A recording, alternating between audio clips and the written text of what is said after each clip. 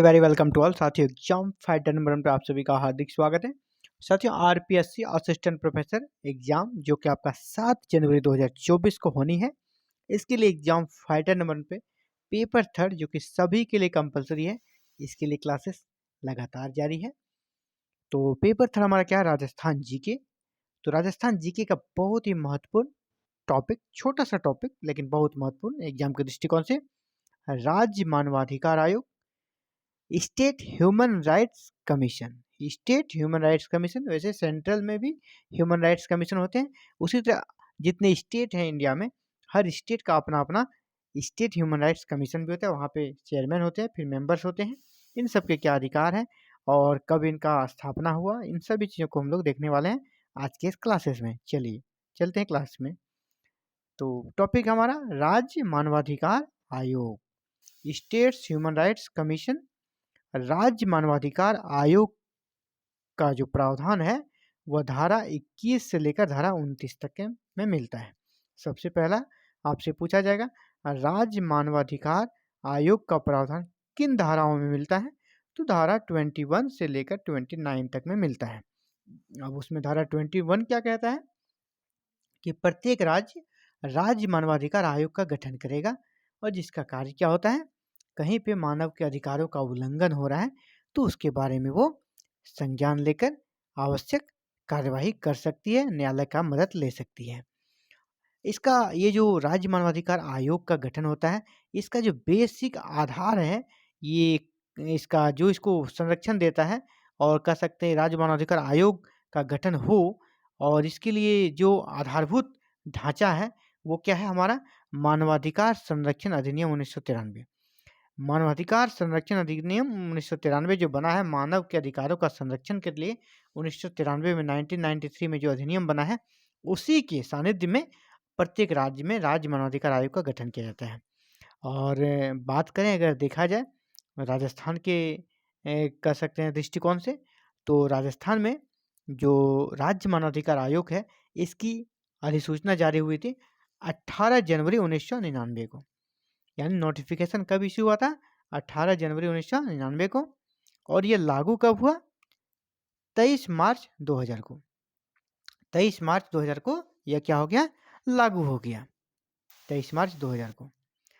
आरंभ में जो इनका स्ट्रक्चर था, एक चेयरमैन हुआ करते थे, एक अध्यक्ष और 4 सदस्य, यानी कुल 5 लोग हुआ करते थे आरंभ में। कब?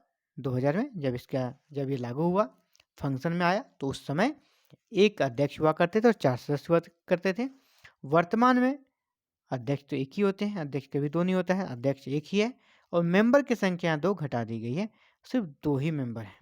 वर्तमान में टोटल ये 3 सदस्य हो गया है, पहले 5 था, अब ये 3 कर दिया है। इसका कार्यालय, राज्य मानवाधिकार आयोग का कार्यालय कहाँ है? तो वो है जयपुर में। चलिए आगे बढ़ते हैं दोस्तों।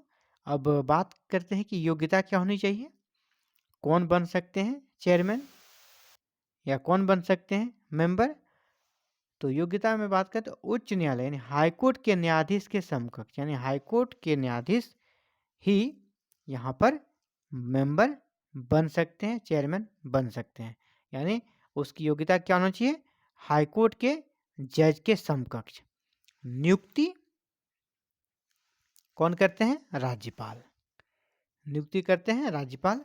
लेकिन इसे हटाने का अधिकार राज्यपाल को नहीं है, हटाने का अधिकार है राष्ट्रपति महोदय को। बहुत ज़्यादा इसे प्रोटेक्ट किया गया है ताकि अगर ये मानवाधिकार का कहीं उल्लंघन होता है किसी राज्य में, तो उसमें अगर ये उल्लंघन करती है, कहीं किसी कह सकते किसी स्टेट में मानवाधिकार अधिकारों का उल्लंघन होता है, वहाँ अगर कोई प्रभावी व्यक्ति हो और उसके कारण उस पे कह सकते हैं कि कंट्रोल करना चाहते हो, और ये जो मानवाधिकार आयोग के जो मेंबर होते हैं या चेयरमैन होते हैं, उन पे अंकुश लगाने के लिए हो सकता है उसे पद से हटा दें। तो ऐसा ना हो और मानवाधिकारों की रक्षा हो, इसलिए इन्हें जो हटाने का अधिकार राष्ट्रपति महोदय को दिया गया है। स्टेट के कह सकते हैं रेंज में इसको नहीं रखा गया है, ताकि यहाँ पर जो सत्ता का प्रभाव होता है, प्रभाव के कारण मानवाधिकारों का उल्लंघन पुरजोर तरीके से हो सके और उस पर अंकुश ना लगा पाए, ऐसा नहीं हो रहा है। और इसके कारण इसे हटाने का अधिकार सिर्फ और सिर्फ राष्ट्रपति को, राज्यपाल इसे नहीं हटा सकता है। कार्यकाल जो मेंबर होते हैं या चेयरमैन होते हैं उनका कार्यकाल 5 वर्ष का होता है या मैक्सिमम 70 ईयर के एज तक, जो पहले हो। ये 1993 में था। वर्तमान में जो भी प्रावधान है जो कि 2019 में कर दिया गया है और वर्तमान में भी यही जारी है। 2019 में क्या है, अब कार्यकाल 3 वर्ष का कर दिया है और या 70 वर्ष की आयु तक, जो पहले हो। वर्तमान में कार्यकाल पूछा जाएगा तो 3 वर्ष या 70 वर्ष की आयु तक, जो भी पहले हो, घटा दी गई है। अब इनके वेतन और भत्ते के बारे में बात करते हैं। धारा जो 26 है, धारा 26 के अनुसार में वेतन और भत्ते का जिक्र है, कितना वेतन मिलेगा, कितना अलाउंस मिलेगा। तो अध्यक्ष जो होते हैं उनको 2,50,000 मिलता है और जो सदस्य होते हैं उन्हें 2,25,000 मिलते हैं। वेतन मतलब ये देखा जाए तो जो हाईकोर्ट के चीफ जस्टिस हैं यानी एचसी के जो सीजे हैं, चीफ जस्टिस हैं, उनके समतुल्य वेतन मिलता है चेयरमैन को। जो एचसी के हाईकोर्ट के अन्य न्यायाधीश हैं, अन्य जज हैं, उनको मिलता है 2,25,000। उसी प्रकार यहाँ भी मेंबर को 2,25,000 मिलता है। प्रमुख फैक्ट को जान लेते हैं। राज्य मानवाधिकार आयोग से संबंधित कुछ फैक्ट्स हैं जिसे आपको याद करना है, रट लेना है। राज्य मानवाधिकार आयोग राजस्थान के पहले अध्यक्ष कौन है? कांता भटनागर। पहला अध्यक्ष, प्रथम अध्यक्ष ऑलवेज इंपॉर्टेंट होता है, इसको याद रखना है, कांता भटनागर। अभी वर्तमान में जो अध्यक्ष है ये भी आपको याद रखना है, जीके व्यास। वर्तमान में जो राज्य मानवाधिकार आयोग के अध्यक्ष है वो है जीके व्यास। अगला है अध्यक्ष के रूप में न्यूनतम कार्यकाल, यानी सबसे कम समय तक। जैसे कार्यकाल तो 3 साल का है ना, पहले 5 साल का था, लेकिन कुछ कारणों से जैसे या तो उसको इस्तीफा देना पड़ा या उनकी मृत्यु हो जाए या सबसे इसके कारण उसका कार्यकाल पहले खत्म हो जाता है, तो सबसे छोटा कार्यकाल, सबसे न्यूनतम कार्यकाल किसका रहता है? कांता भटनागर का।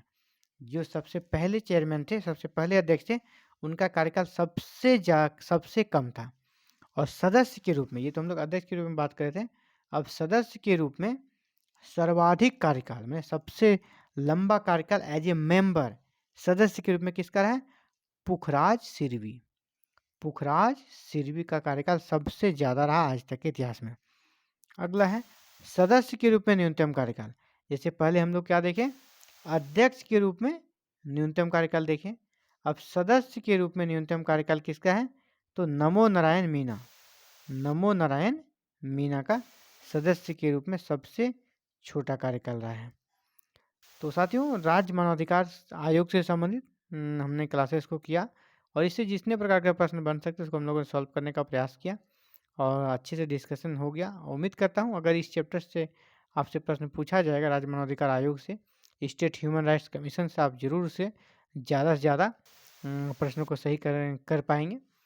इन्हीं के साथ साथियों कहना चाहूँगा, अभी अगर RPSC assistant professor exam paper 3 की तैयारी करना चाहते हैं जिसका एग्ज़ाम 7 जनवरी 2024 को है, तो आप हमारे साथ आज ही ज्वाइन कर सकते हैं। और ज्वाइन करने के लिए आपको करना है हमारे चैनल को सब्सक्राइब, बेल आइकन को प्रेस और ऑल बटन को क्लिक, और आप बिल्कुल फ्री में, मुफ्त में आप क्लासेस कर सकते हैं विदाउट एनी कॉस्ट, 0 फी पर आप पेपर 3 की कंप्लीट तैयारी कर सकते हैं एग्जाम फाइटर नंबर 1 के साथ जुड़कर। और अगर आप आज ही चैनल पे नए विजिट किए हुए हैं तो आप हमारे प्ले लिस्ट में जाए और वहाँ टाइप करें और राजस्थान असिस्टेंट प्रोफेसर एग्जाम और पेपर 3, तो आपको प्रीवियस सभी वीडियोस वहाँ मिल जाएंगे। उसके माध्यम से आप पूरे तैयारी को कंप्लीट कर सकते हैं बहुत ही कम समय में और बिल्कुल syllabus oriented unit wise classes आपको मिल जाती है यहाँ पे। तो साथियों, आप भी चाहते हैं क्लासेस करना तो चैनल को सब्सक्राइब जरूर करें, बेल आइकन को प्रेस करें, ऑल बटन को क्लिक करें। Thank you very very much.